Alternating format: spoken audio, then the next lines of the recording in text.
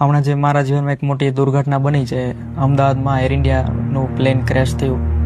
તેમાં મારા 3 સંબંધી ધામમાં ગયા. એમાં મારા મધર, મારા માસ અને એમના નાના દીકરી 3 જણા ધામમાં ગયા. એટલે ખૂબ એક શોકજનક આખી કન્ડિશન બની ગઈ. પણ એ સમયે જ્યારે સાંજે અમને આ બધો આખો દિવસ અમે જોતા હતા, બધા એમને સર્ચ કરતા હતા કે ક્યાં હશે, કે શું થયું હશે. રાત્રે પછી 8 વાગે PM રૂમમાં અમને એમના મૃતદેહની સામે ખ્યાલ આવ્યો, અને ત્યારે ઊભો હતો. અને એ જ વખતે મોહન સાંઈ મહારાજનો ફોન આવ્યો.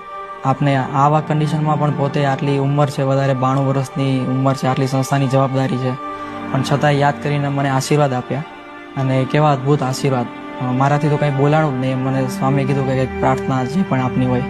અને ત્યારે મેં એમ કીધું કે મને તો પ્રતીતિ છે જ કે મારા બધા મધર અને બધા ધામમાં ગયા છે, પણ આપ પણ એવા આશીર્વાદ આપો. ને એમણે પણ એવા આશીર્વાદ